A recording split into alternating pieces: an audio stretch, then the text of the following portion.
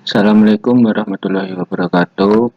Perkenalkan, nama saya Vanirda Pratama, NIM 51804110113. Di sini saya akan menjelaskan jawaban saya mengenai UAS desain interface dari kelas A. Saya dari kelas A.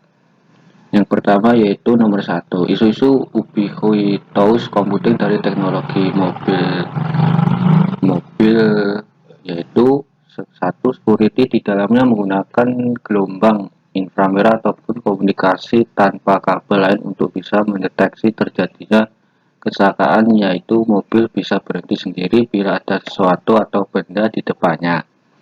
Privacy di dalam mobil ini menggunakan kecerdasan buatan agar mobil bisa mendeteksi lingkungan sekitar dan dapat autopilot. Itu semua dapat direkam history di dalam sistem basis data. Dan ketiga, wireless speed digunakan di teknologi mobil tersebut agar dapat membaca perintah dengan cepat dan tepat yang diinginkan oleh pengendaranya. Dan yang terakhir, menggunakan voice untuk bisa melakukan autopilot atau perintah yang diinginkan pengendara tersebut. Selanjutnya, nomor 2 yaitu data yang diperlukan, yaitu soal dari nomor 2. Yang pertama, manusia sebagai agent yang tugasnya sebagai alat sensor, pembuat sistem, dan bagian tubuh lainnya sebagai aktuator. Dan kedua, robot sebagai agent, kamera maupun inframerah sebagai sensor, dan bagian penggerak lainnya sebagai aktuator. Dan ketiga, software di sini sebagai agent tekanan keyboard dan file yang dimasukkan sebagai masukan sensor. Tampilan layar dan jenis output lain sebagai aktuator. Dan dukungan selanjutnya dukungan komputer dalam proses visualisasi informasi seperti menyimpan data komputer, proses komputasi, penyajian informasi. Dan yang terakhir, ada juga teknik visualisasi informasi, yaitu pengumpulan jumlah, overview, dan detail, fokus dan konteks, drill down, brushing. Selanjutnya nomor 3, menurut saya highlight yang paling efektif untuk penanganan masalah fokus yaitu dalam bentuk atau visual, karena manusia lebih cepat menangkap yang dilihat secara langsung atau real time dan dapat merepresentasikan langsung ke orang lain yang dilihat orang tersebut. Contohnya yaitu melihat bentuk makhluk itu seperti manusia, hewan, dan tumbuhan. Melihat bentuk benda apapun itu. Dan nomor 4 yaitu surat kabar. Yaitu kelebihannya bahwa jauh lebih mudah untuk bekerja dengan panjang garis pendek ketika datang ke set tipe.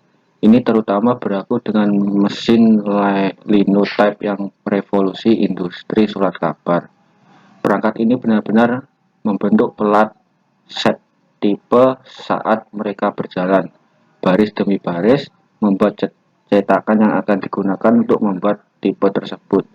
Jauh lebih mudah untuk membuat cetakan yang karakternya tidak lebih dari 2 inch. Dan sebelum itu, ketika meletakkan set jenis dilakukan dengan tangan, akan jauh lebih mudah untuk bekerja dengan garis yang lebih kecil sekaligus. Dan website yang kelebihan website yaitu ini menawarkan pendekatan untuk mengekstraksi isi tabel sedemikian sehingga arti dari keterkaitan antara dua atribut dan data dalam tabel kolom raw west tidak hilang. Data yang diekstrak disimpan ke dalam basis data yang membentuk tiga tabel, yaitu tabel yang menyimpan atribut pertama, tabel yang menyimpan atribut kedua, dan tabel menyimpan atribut pertama, kedua, dan data dari atribut pertama dan kedua. Dan ini menghasilkan sebuah algoritma untuk mengekstrak data dari yang terbentuk kolom raw west pada sebuah halaman web.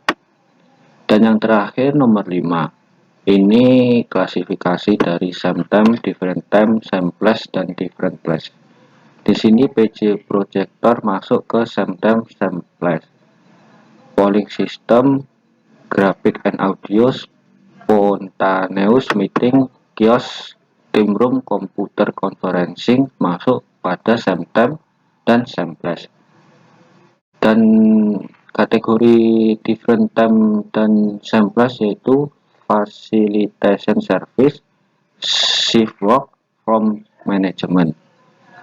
Dan yang masuk dalam kategori sometimes different place yaitu copy boards, group session room, conference calls, screen sharing, video teleconferencing, group display, group writing. Dan yang masuk dalam kategori different time dan different place yaitu share file, conversational structuring, group voicemail.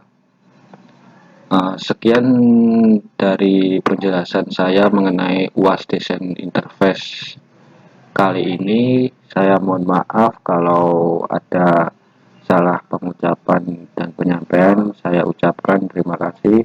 Wassalamualaikum warahmatullahi wabarakatuh.